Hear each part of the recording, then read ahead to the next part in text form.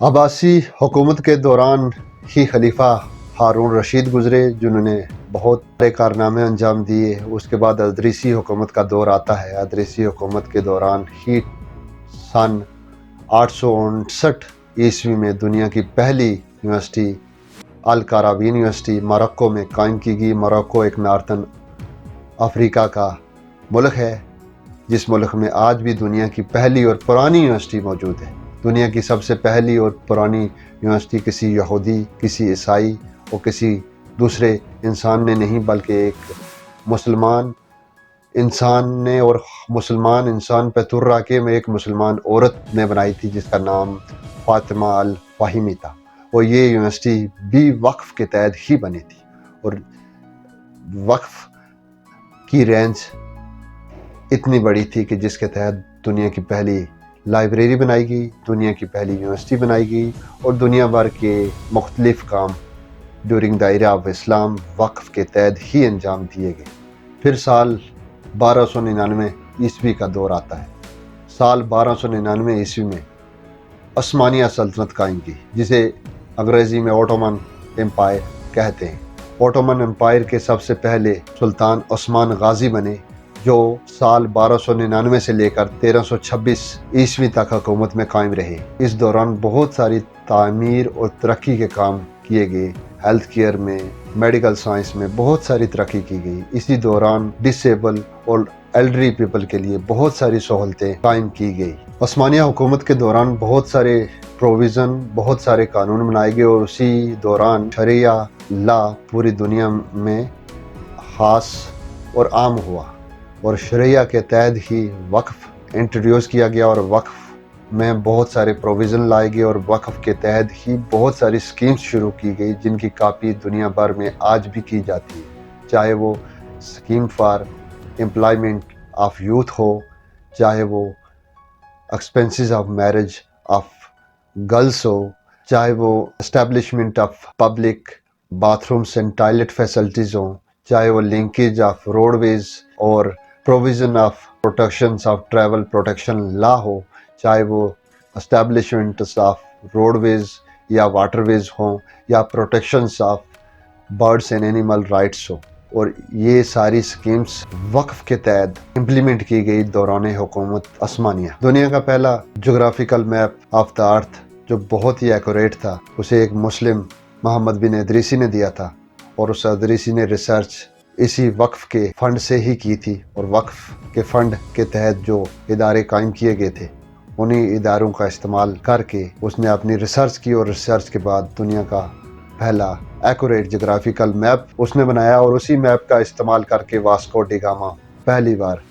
ہندوستان پہنچا۔ اس کے علاوہ آپ نے جابر بن حیان کا نام سنا ہوگا، جنہیں فادر آف کیمسٹری کہا جاتا ہے، جو ایک مسلم تھے اور جنہوں نے ریسرچ وقف فنڈڈ انسٹیٹیوٹ میں کی، اور جنہوں نے بتایا کہ how experimentation is done in the chemistry. تو یہ ساری چیزیں وقف سے ہی منسلک تھی، چاہے وہ گولڈن ایرا و اسلام ہو، چاہے وہ establishment of very first university in the world ہو، چاہے وہ establishment of very first library in the world ہو، چاہے وہ فادر آف دا کیمسٹری ہو، یا پھر initial development throughout the world ہو، یہ ساری کی ساری فنڈنگ جو ہوئی ہے یہ وقف کے تحت ہوئی ہے، اور وقف کی ایک پرومیننٹ پلیس تھی ڈیورنگ دوز ڈیز۔ سو ان سب اداروں کی فنڈنگ وقف کے تحت ہی ہوئی ہے۔ وقف کسی ایک انسٹیٹیوشن کا نام نہیں تھا، وقف ایک فنڈنگ تھی، جیسے آج دنیا میں ایشین ڈیولپمنٹ بینک ہے یا ورلڈ بینک ہے۔ وقف حال میں ہر اسلامک ممالک میں موجود ہے۔ ہر ملک کا طرز و طریقہ وقف کا اپنا اپنا ہے۔ ایک جھوٹ پھیلایا جا رہا ہے کہ وقف صرف ہندوستان میں ہے اور دنیا بھر کے بڑے بڑے اسلامک ممالک میں وقف نہیں ہے، تو یہ سراسر غلط ہے۔ ہر ملک میں وقف ہے، لیکن وقف کہیں کسی منسٹری کے انڈر آتا ہے اور کہیں کسی منسٹری کے انڈر آتا ہے، لہٰذا وقف دنیا کے ہر اسلامک ممالک میں ہے۔ اس کے علاوہ یوروپ کی بات کریں یا امریکہ کی بات کریں تو ان ممالک میں وقف آج بھی قائم ہے، اس پہ ہم بات پھر کبھی کریں گے۔ وقف کے تحت جو بہت بڑے اور پرانے انسٹیٹیوٹ تب بنائے گئے تھے جن کی مثالیں آج بھی موجود ہیں، ان میں سب سے بڑی مثال الازہر یونیورسٹی کی ہے جو آج بھی ایجپٹ میں موجود ہے۔ اس کے علاوہ نظامیہ انسٹیٹیوٹ جو آج بھی بغداد میں موجود ہے، یونیورسٹی آف ال کیریبین جس کی بات میں نے ابھی آپ سے کی، اس کے بعد کھلیاں کمپلیکس جو آج بھی ترکی میں موجود ہے، اس کے علاوہ بات کریں تو بیمارستان ہاسپٹل جو آج بھی کائرو ایجپٹ میں موجود ہے، اس کے بعد النوری ہاسپٹل کی بات کریں وہ آج بھی سیریا میں موجود ہے، ہاؤس آف وزڈم جو دنیا کی سب سے پرانی اور بڑی لائبریری تھی جس کے نمونے اور نقوش آج بھی بغداد میں موجود ہیں، اس کے بعد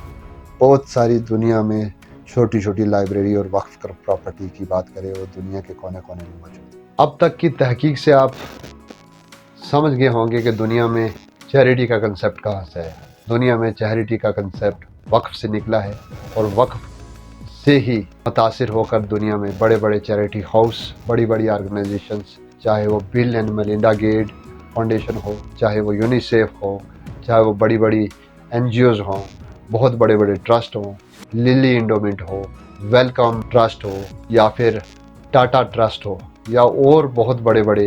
نان پروفٹ ادارے ہوں، یہ سب وقف سے ہی متاثر ہو کر آج چیریٹی کا کام کر رہے ہیں۔ تو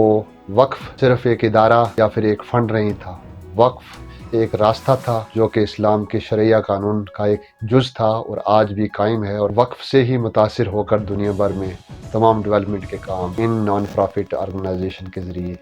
آج بھی کیے جا رہے ہیں۔ تو وقف کو آج بدنام کیا جا رہا ہے۔